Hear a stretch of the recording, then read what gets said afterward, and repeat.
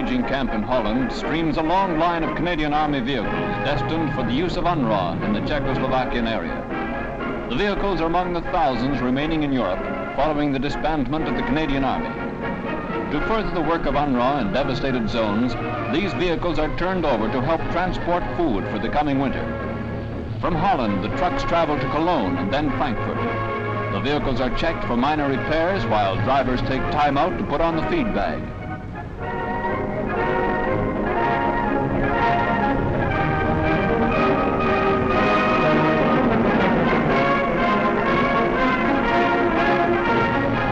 The convoy heads for Pilsen via Boer, where their new drivers selected from the Czech Army take over from the Canadians.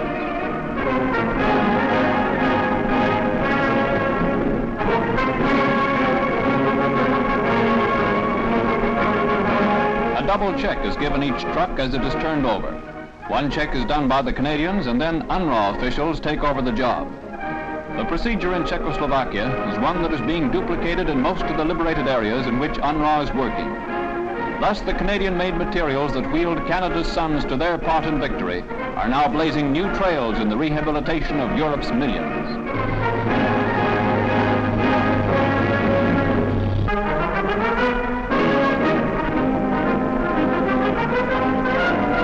The lovely town of Blankenberge in Belgium commemorates 1 year of liberation by playing host to their liberators, the 12th Manitoba Dragoons. The regiment returns for 3 days to celebrate with the citizens. The town square is dedicated to the unit, while tribute is paid to those who fell in the liberation.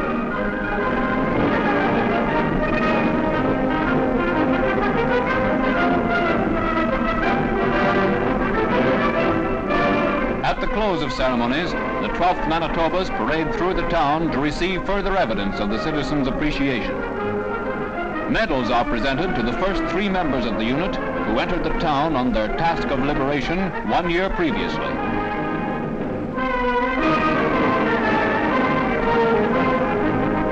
In their now peaceful role as guests of a grateful people, the Manitobas wheel their armored vehicles along the promenade to close another chapter in regimental history.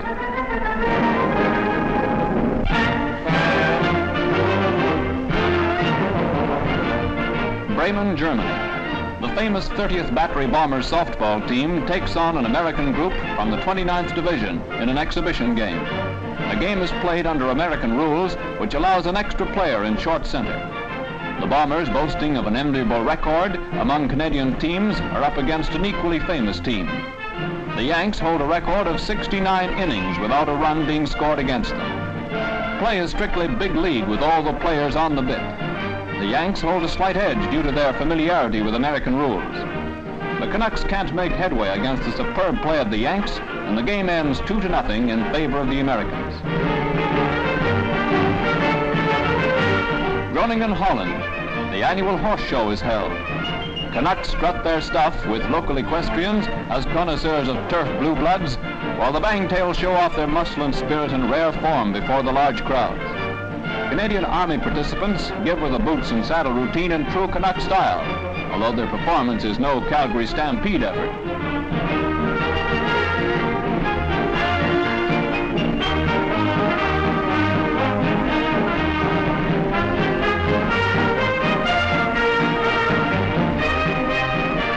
A perfect day for good horses and a thriller from start to finish gives the boys another choice item for the old diary. Coulsdon, England. The South London Harriers hold their annual 30-mile road race. An entry of 40 Empire contestants makes up the field in the grueling contest. Run under all types of conditions, it demands tremendous stamina from the runners. The Canadian Army entry, Sergeant Gérard Coté of Montreal, triple Boston Marathon winner, and Tommy Richards of Wales pull away from the rest of the field and establish comfortable leads. The first to cross the line is Richards, last year winner, who breaks the record for the distance.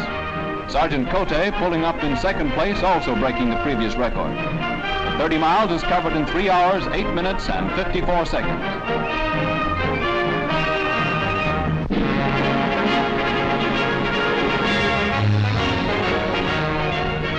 Stepping on Canadian soil nearly 1 year after his previous visit, General Charles de Gaulle, President of France, is welcomed by high officials. His first act is to salute the fallen at the National War Memorial.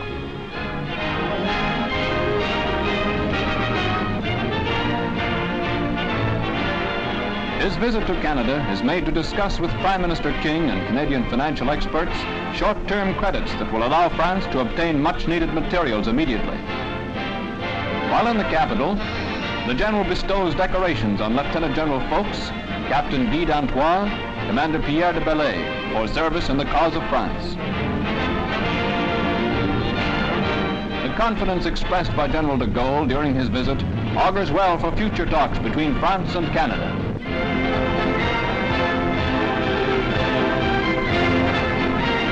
First Div is going home. These veteran warriors who left the shores of Canada almost 6 years ago have come a long way on an arduous trail filled with hopes and disappointments, and glory and tears. Stepping ashore in the UK in December 1939, they present to the world the first tangible evidence of Canada's participation in the bitter struggle. The division's first action is slated for the Battle of France under the leadership of General Andy McNaughton. But after a few days ashore on that hopeless venture, they are pulled back to England. There they stand on guard, the only fully equipped division after Dunkirk, to ward off the expected invasion. In August 1941, they are sent on a raid to the Arctic island of Spitsbergen to destroy wireless installations and rescue the inhabitants. In a brief action, the first Div displays the caliber which later makes them famous. In spectacular fashion, the Red Patch Boys leave desolation in their wake.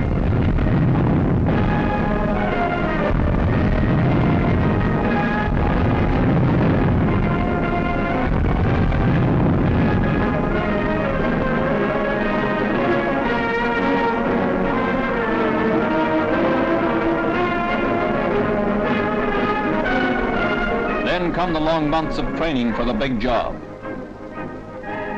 The daily grind under constant threat of Nazi invasion. The nights of guard duty along lonely coastline. Tough assault courses, realistic landing rehearsals. All are endured for the day when they can take a real smack at Gérard.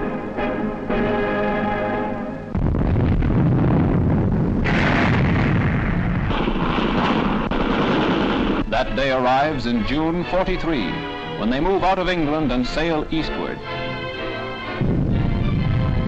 At dawn, July 10th, the first Div swarms ashore at Sicily.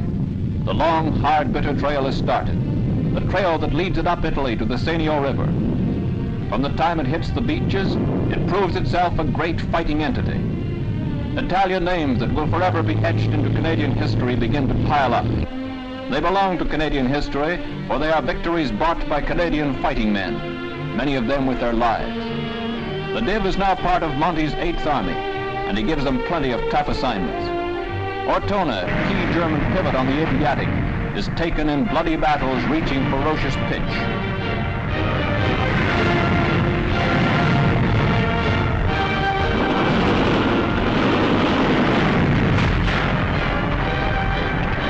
Major Paul Triquet, VC, pays his respects to the many who lie still beside Ortona. The battle line moves to Cassino. Pushing and battling every inch, they take the town. The Hitler line is breached.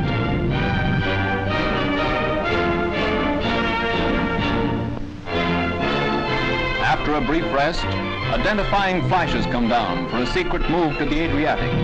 The objective becomes the Gothic line. Pushing on, the first Div engage in one of their biggest battles, the Battle of the Senio River.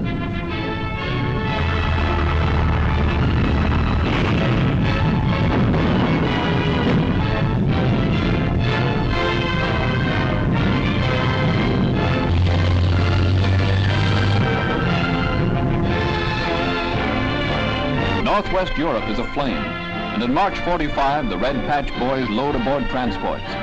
They head for Marseille and union with the other component of the 1st Canadian Army. Into action again in Holland.